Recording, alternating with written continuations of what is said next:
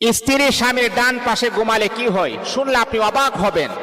দেখুন, স্ত্রী স্বামীর ডান পাশে ঘুমাবে নাকি বাম পাশে ঘুমাবে, এই নিয়ে কিন্তু আমাদের মাঝে অনেক আছে যে আসলে কোন পাশে ঘুমালে সবচাইতে বেটার হয়।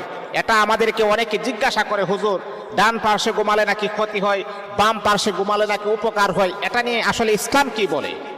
দেখুন, আমরা অনেকে আছি ইসলাম আমরা জানি না, জানার মতো আমাদের আগ্রহ নাই, কিন্তু এই নাজায়েজ কথাবার্তা আমরা আমাদের সমাজে আমরা ঘুরিয়ে বেড়াই যে ডান পাশে ঘুমানোটা উত্তম। আপনি কোথায় পেয়েছেন যে ডান পাশে ঘুমালে ভালো হবে, বাম পাশে ঘুমালে ক্ষতি হবে? এই কথা আপনাকে কে বলেছেন? আজকে আমরা কোরআন থেকে জানবো, হাদিস থেকে জানবো আসলে এটার সঠিক মতামত কি, এটার সঠিক ডিস্টেন্সটা কি, পার্থক্যটা কি। দেখুন, আল্লাহ কোরআনে আমাদেরকে জানিয়ে দিয়েছেন, হুন্না লিবাসুল লাকুম ওয়া আনতুম লিবাসুল লাহুন। স্বামী আর স্ত্রী হচ্ছে একজন আরেকজনের জন্য পোশাক। এটা পোশাকের সাথে আমার আল্লাহ তুলনা করেছেন। আরেক আয়াতের ভিতর আমার আল্লাহ বলেন, এই নারীদেরকে আমি আল্লাহ তোমাদেরকে ক্ষেতের মতো বানিয়ে দিয়েছি, যে কোনো জায়গা বা যে কোনো ভাবে তোমরা শ্বাস করতে পারো। আর আমার রাসূল বলেছেন, আমার কাছে সবচাইতে প্রিয় হচ্ছে তিনটা জিনিস। বিভিন্ন হাদিসে বিভিন্ন কথা আসছেন। আমার নবী বলেছেন, এক নাম্বার হচ্ছে যে আমার কাছে সুগন্ধি প্রিয়, দুই নাম্বার হচ্ছে নামাজ, তিন নাম্বার হচ্ছে আমার স্ত্রীগণ। আর মুসলিম শরীফের এক হাদিসের ভিতরে আছে যে আল্লাহ রাসূল বলেন, এই পৃথিবীতে যত সম্পদ আপনি দেখেন সবচাইতে দামি সম্পদ হচ্ছে তোমার স্ত্রী।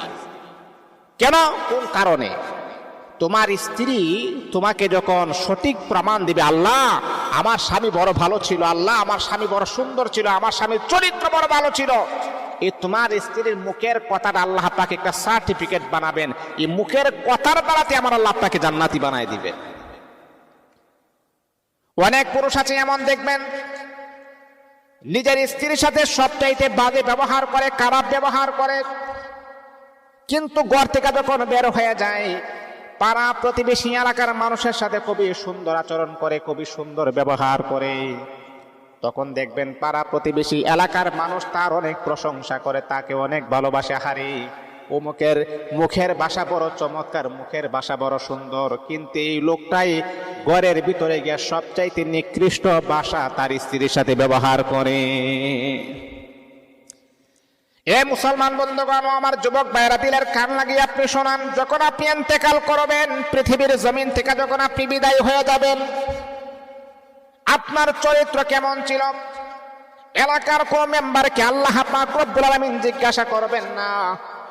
যাদের সাথে আপনি এত সুন্দর করে কথা বলেছেন তাদেরকেও কিন্তু আল্লাহ পাক রব্বুল আলামিন জিজ্ঞাসা করবে না। যাদের সাথে মিষ্টি মিষ্টি